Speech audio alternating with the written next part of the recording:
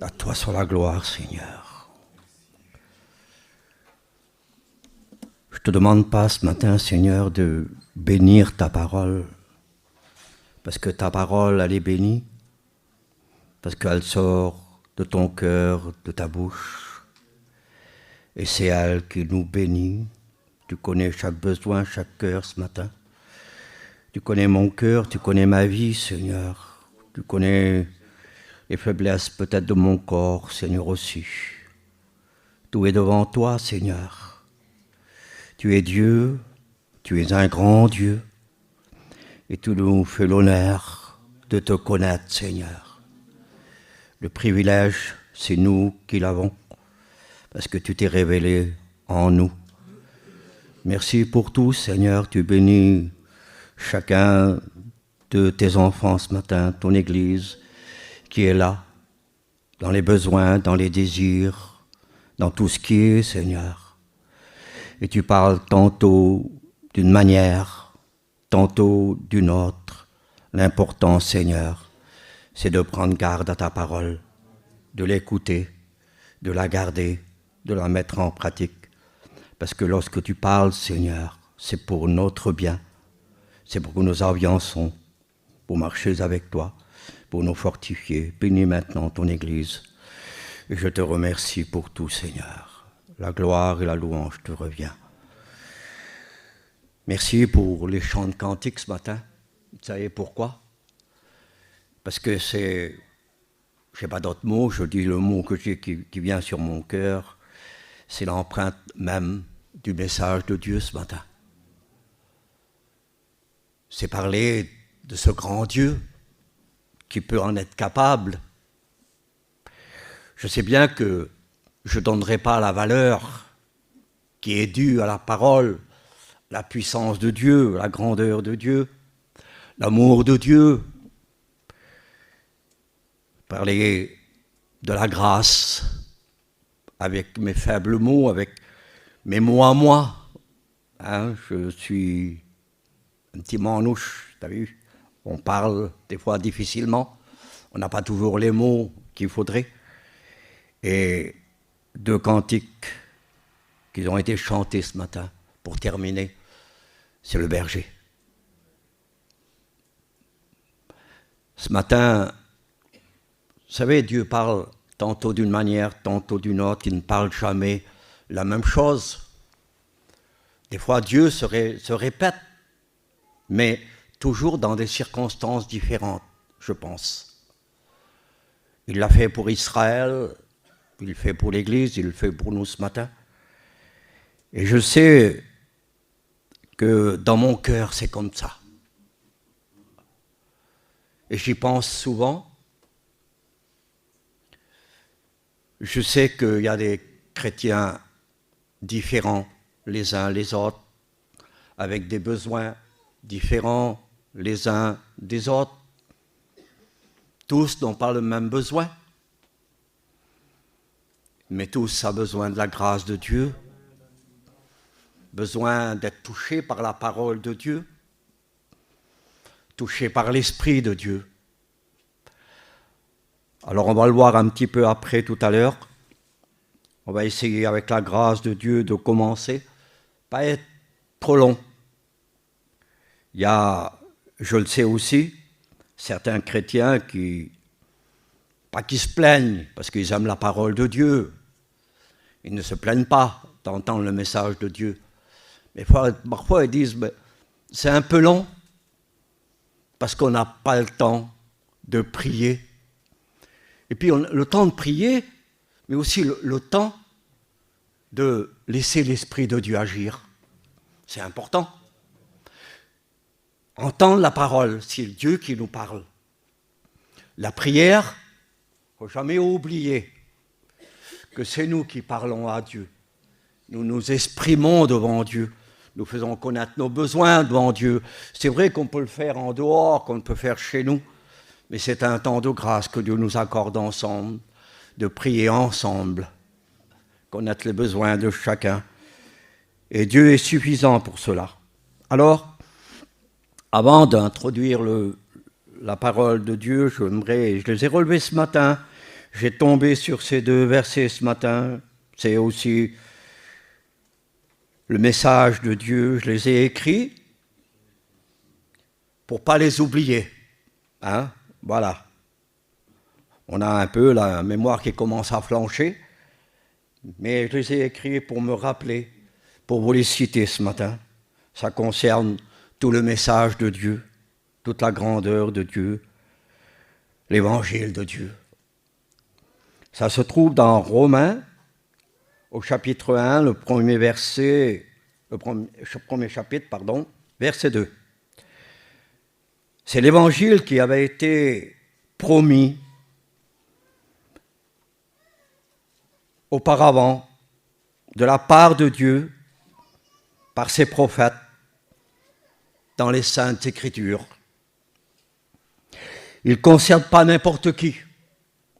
Il concerne son fils né de la postérité de David, selon la chair, déclaré fils de Dieu avec puissance, selon l'esprit de sainteté, par sa résurrection d'entre les morts.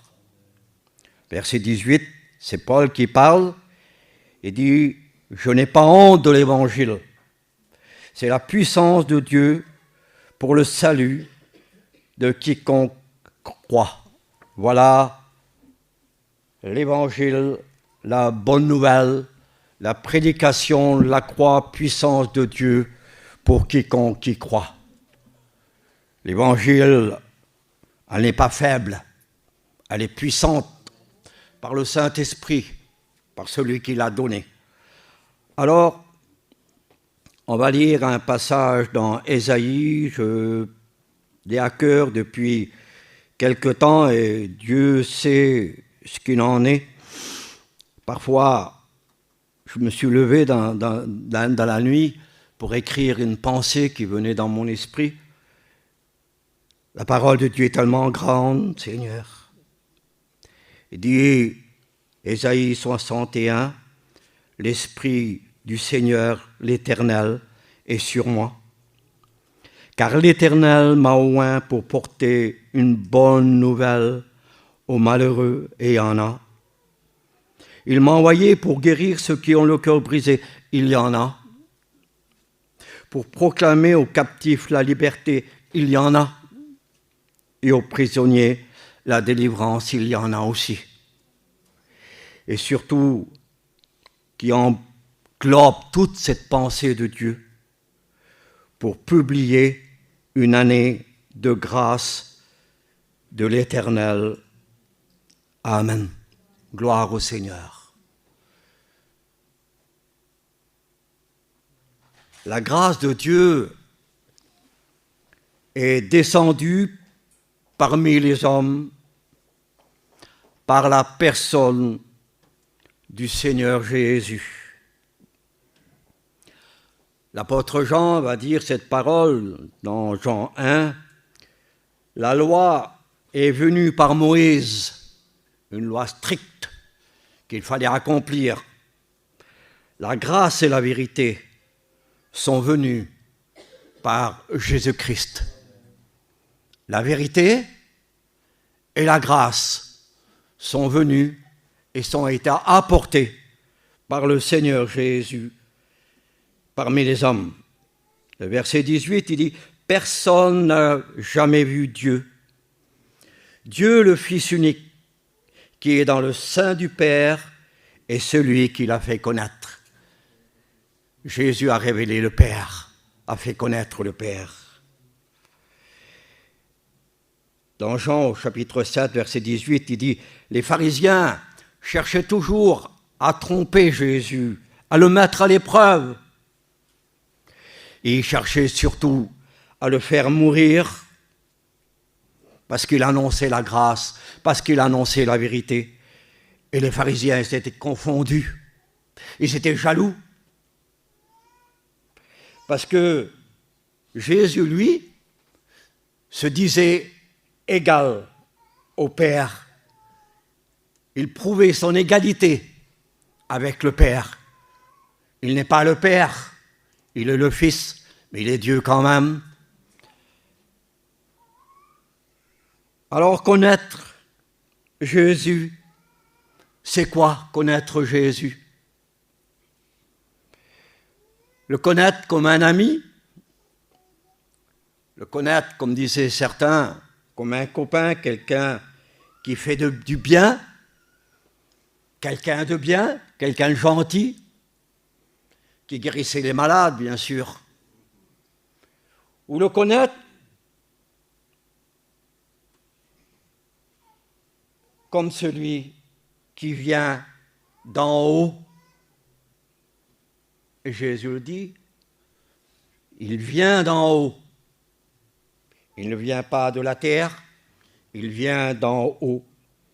Le connaître comme le pain de vie qui donne la vie, le pain de vie qui nourrit notre âme, qui nourrit notre esprit, le pain de Dieu. Jésus est réellement le pain de Dieu descendu sur la terre.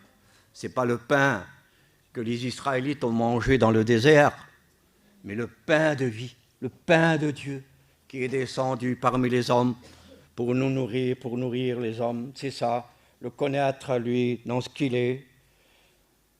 Jésus a apporté aux hommes ce que Moïse et la loi n'a pas pu accomplir. Lui, Jésus, l'a accompli. Il a accompli la grâce pour chacun de nous. Et elle s'adresse ce matin à chacun de nous. Que chacun ne se prive pas. Et c'est la parole de Dieu qu'il dit, de la grâce de Dieu ce matin. Acceptons la grâce, parce que c'est la grâce qui nous sauve. Dieu, de même que Jésus, le Saint-Esprit et la parole, sont des êtres suprêmes, au-dessus des pensées des hommes, au-dessus des pensées humaines, au-dessus des pensées charnelles, des pensées terrestres.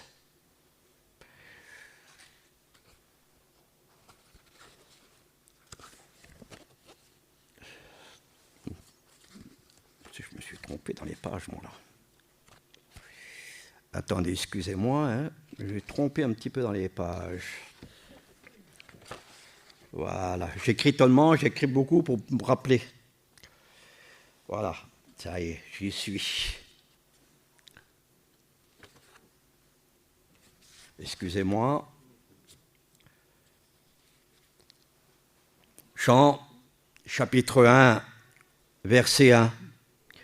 Il est parlé du commencement. Le commencement était la parole avant l'existence de toute chose, avant l'existence de l'univers tout entier. Tout a été fait par la parole, par Jésus, au commencement de toute chose. Il était avant toute chose.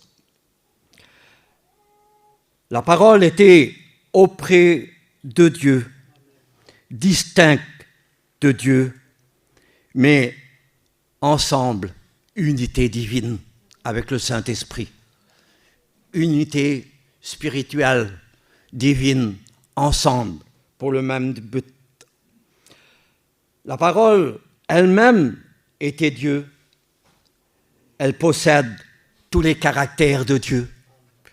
Jésus possède tout le caractère de Dieu. L'amour, la sainteté, la vérité, la grandeur, la grâce, la puissance, l'autorité. Il a le caractère de Dieu, il est semblable, égal à Dieu. Elle était au commencement avec Dieu, la parole vivante dans l'intimité de Dieu et dans l'éternité.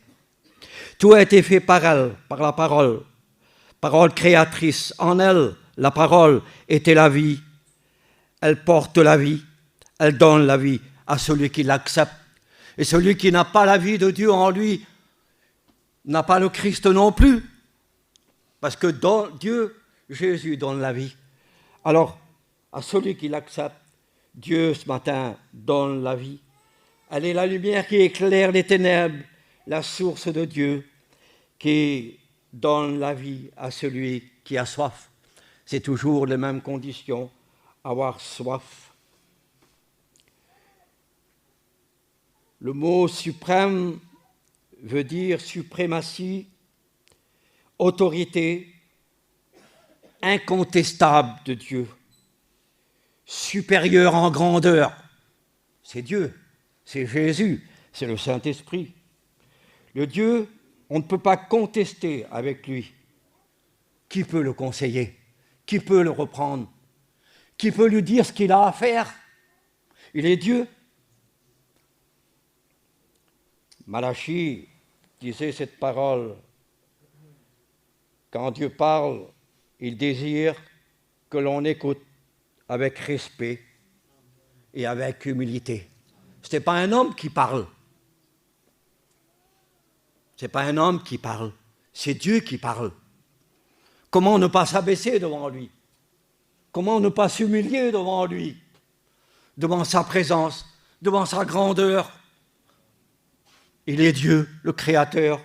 Alors on s'humilie devant lui et puis on l'écoute avec respect. Parce qu'il a des conseils pour nous, pour notre vie, pour notre cœur, pour notre âme, pour nos foyers, pour nos enfants. C'est lui qui parle. Laissons-le parler. Ne l'empêchons pas de parler. Dieu a quelque chose à nous dire. Laissons-le parler. Arrêtons de prendre la place de Dieu. Laissons-le parler. Lui, il sait, il connaît. Job, au chapitre 36, verset 26, il dit « Dieu est grand,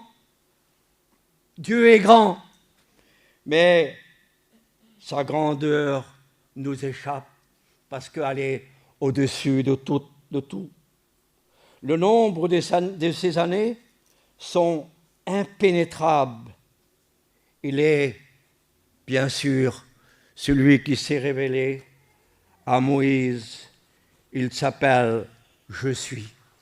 Je suis veut dire « je peux tout ». Je suis tout. Alors ce matin, il est là, celui qui peut tout. Alors, j'ai marqué une petite pensée, un petit mot. Aujourd'hui, dans ces temps que l'on vit en 2024, je pense que l'on a perdu un peu, ou peut-être beaucoup, conscience de la puissance de Dieu, du pouvoir de Dieu d'accomplir ce qu'il veut au moment où il le veut. C'est lui qui commande, c'est lui qui fait. Comprendre sa grandeur, comprendre sa puissance, je crois que ce n'est pas hors de notre portée. Dieu, je pense, ne nous donnera pas quelque chose qui ne soit pas impossible de faire. Parce que c'est nous qu'on rend les choses de Dieu impossibles. L'univers, dans sa création, est la mesure de la grandeur et de la puissance de Dieu. Considérons qu'il est vraiment celui qui peut tout, qui connaît tout, qui peut tout, et que rien ne lui est impossible. Jean 3, verset 16, vous savez, je pense que la prédication n'est pas carrée ce matin, qu'importe. En écrivant ces quelques notes, je me suis laissé guider, voulant pas simplement parler de moi-même. Je l'ai dit au début, je sais qu'il y a des besoins dans l'Église, des cœurs, on verra tout à l'heure après. Jean 3, 16, deux mots qui constituent ce verset. L'homme, écoutez, n'a pas épuisé la richesse du mot tellement, Dieu a tellement aimé. C'est inépuisable, c'est une source. L'amour de Dieu, c'est inépuisable, une source qui coule, inépuisable. Tellement aimé, qui décrit tout l'amour de Dieu, et nul homme n'a atteint les limites du mot quiconque. qui s'adresse à tous, chacun de nous ce matin. Quiconque, Dieu a tellement aimé quiconque, chacun de vous, moi avec vous, nous sommes tous ensemble devant Dieu ce matin. Dieu a tellement aimé qu'il a donné ce qu'il avait de plus cher pour nous, pour des pécheurs, pour des perdus, pour des condamnés à mort, pour ceux qui étaient sur le chemin de l'enfer. Et Dieu nous a arrêtés. N'allez pas plus loin. C'est l'enfer au bout là-bas. C'est les souffrances éternelles. Arrêtez. Tournez-vous vers moi et vous serez sauvés. Tournez-vous vers moi. Je peux vous faire grâce ce matin. L'amour de Dieu est sans limite pour n'importe qui ce matin. Et on va le voir après. La grandeur de Dieu et la puissance de Dieu inspirent le respect et la crainte. La sainteté de Dieu inspire l'humilité, comme Ésaïe chapitre 6, s'humilier devant la grandeur, la sainteté de Dieu, qui tombe à genoux devant la vision céleste. Mais écoutez, la bonté de Dieu, la bonté de Dieu, l'amour de Dieu, elle nous pousse à la repentance. Quoi de plus grand que l'amour de Dieu? Devant la croix du calvaire, devant Jésus crucifié, devant son agonie, devant ses souffrances, devant l'amour qu'il a pour chacun de nous, comment ne pas tomber à genoux? Comment ne pas se repentir de nos péchés, de nos misères, et de les abandonner là au pied de la croix? Chacun est invité ce matin. Et personne n'est oublié. Je vais essayer de me dépêcher un peu. Il est venu pour publier une année de grâce de la part du Seigneur. Une année de grâce, c'est le temps fixé par Dieu pour que les hommes se tournent vers lui et soient sauvés.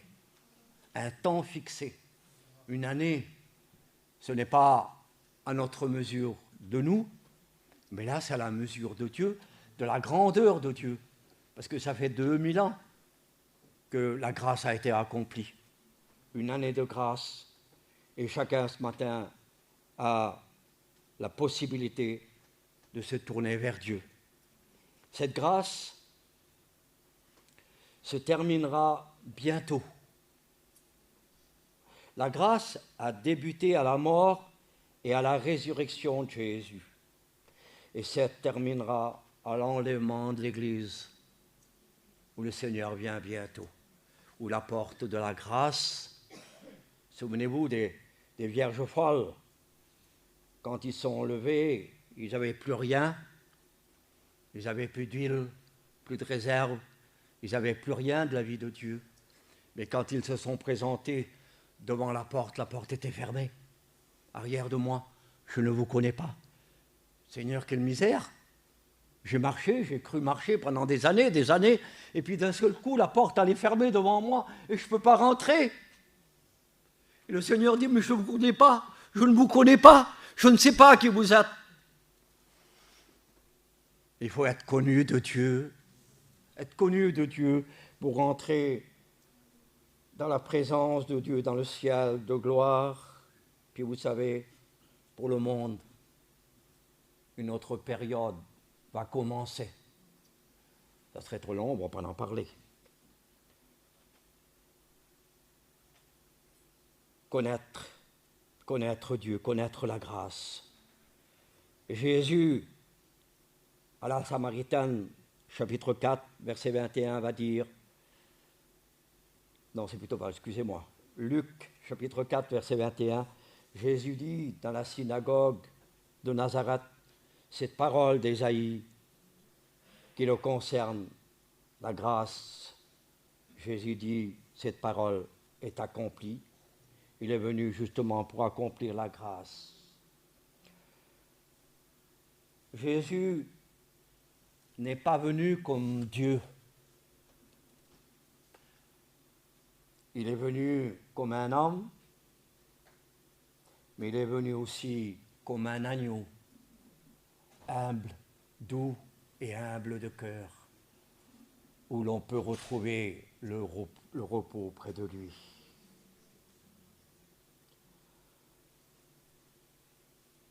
Pour accomplir cette grâce, Jésus est venu sur la terre comme un homme. Pourtant, Hébreux 1, chapitre 1, verset 3, Jésus le Fils est le reflet de sa gloire, la gloire de Dieu, l'empreinte de sa personne, égalité de la divinité de Dieu. Pour un temps, il a été abaissé au-dessous des anges, bien qu'il soit le Fils de Dieu. Égalité semblable à Dieu pour un temps, il était abaissé.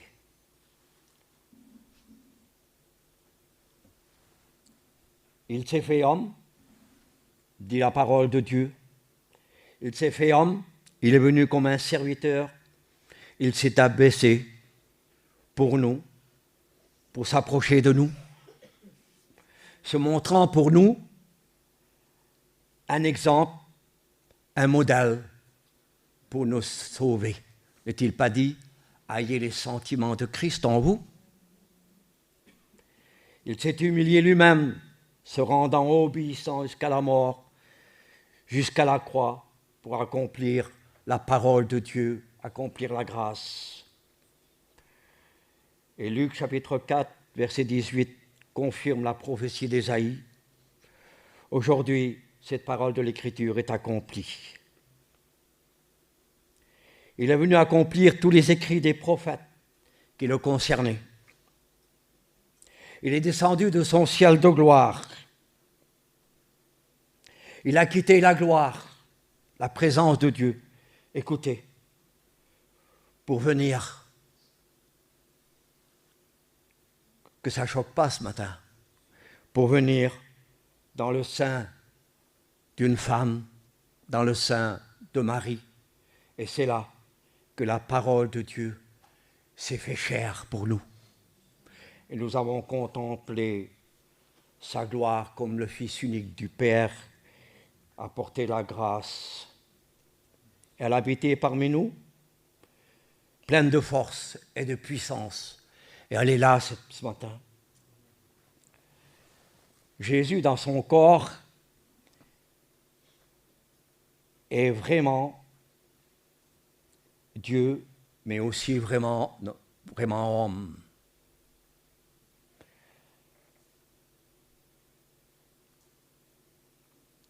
Il est l'enfant roi, l'enfant Dieu. Les mages disaient à Hérode, « Où est le roi des Juifs qui doit naître ?» Le ciel s'est ouvert.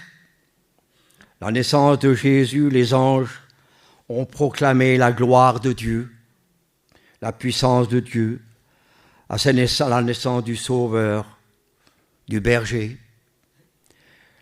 Les mages lui ont apporté de l'or, symbole de la royauté, de la sainteté, de la puissance. De l'encens, Jésus s'est offert comme un agneau, c'est l'offrande, le parfum. Il s'est offert en sacrifice comme un agneau. La myrrhe peut symboliser la mort et la résurrection de Jésus.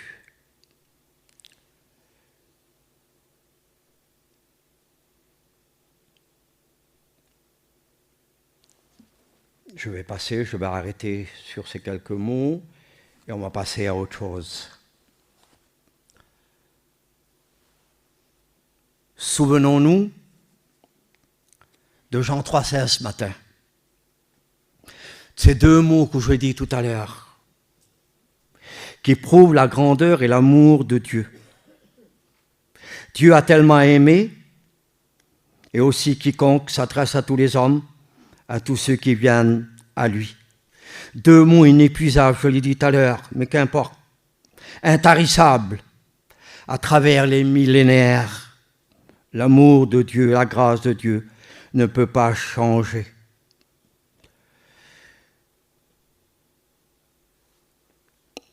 Elle s'adresse à quiconque ce matin, à quiconque veut y boire. Elle est la source inépuisable qui rafraîchit, qui donne la paix, la tranquillité et affermit.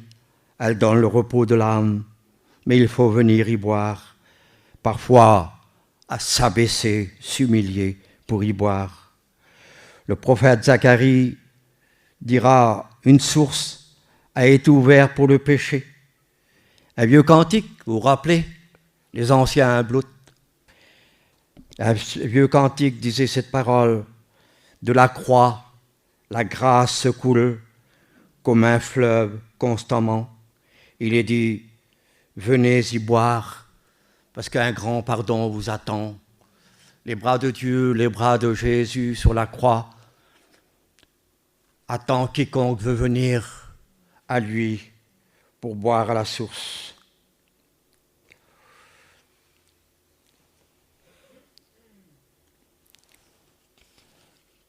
Je vais un peu couper, parce que ça serait trop long. Je voudrais laisser le temps à la prière. Éphésiens 2, verset 4, il est dit, c'est par grâce que vous êtes sauvés par le moyen de la foi dans le sacrifice de Christ. C'est un don de Dieu. Jean chapitre 4 disait à la Samaritaine, si tu connaissais le don de Dieu.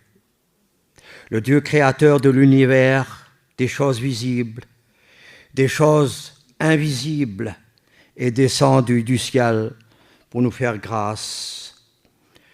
Tant pis si je me répète, c'est tellement important. La grâce de Dieu. La grâce de Dieu.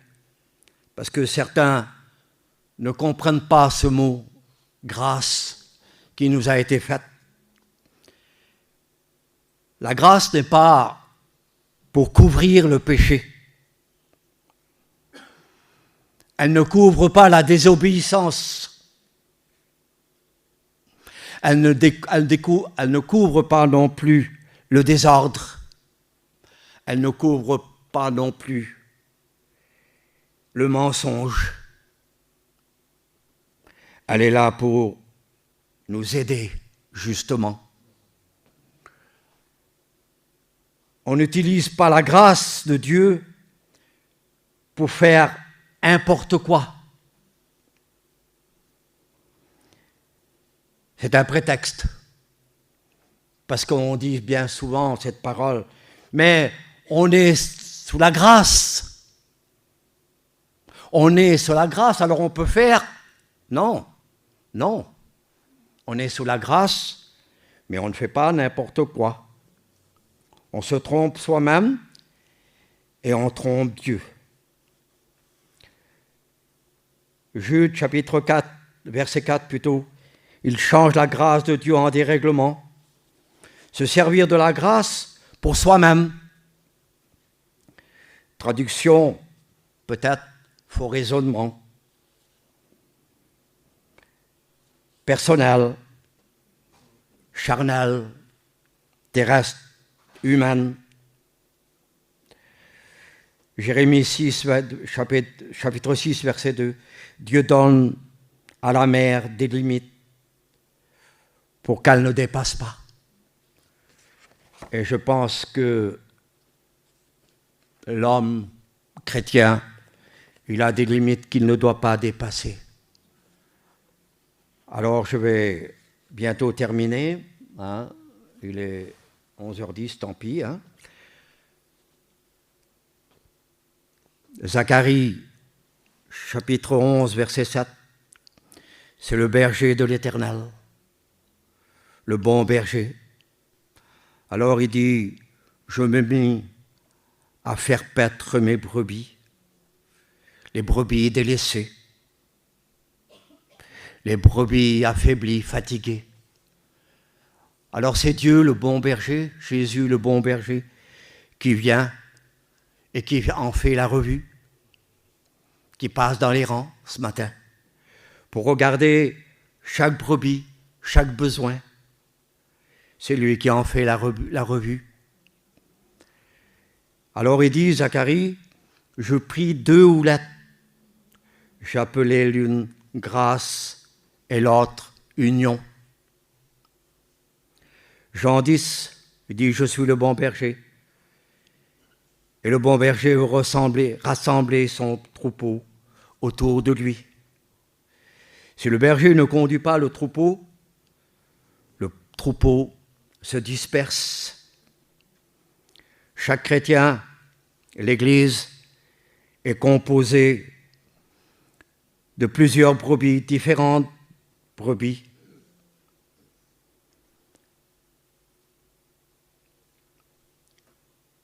Elle est comparée à un troupeau de brebis. Il y a 4 sortes de brebis, 4 sortes de chrétiens différents. Il y a ceux qui marchent derrière le berger, qui suivent fidèlement et confiants dans le Seigneur. La brebis qui marche derrière les talons du berger, elle le suit patiemment en lui faisant confiance. Et il y a des chrétiens comme ça, des chrétiens fidèles, il ne faut pas l'oublier, qui font confiance au Seigneur, qui le suivent fidèlement dans sa parole. Et ils connaissent, eux, la voix du bon berger. Elle n'est pas inconnue. Il y a ceux qui suivent le troupeau. Ils n'entendent plus la voix du berger. Il y a ceux qui suivent le troupeau, ceux qui marchent, j'arrive plus à parler. Il y a ceux qui boitent,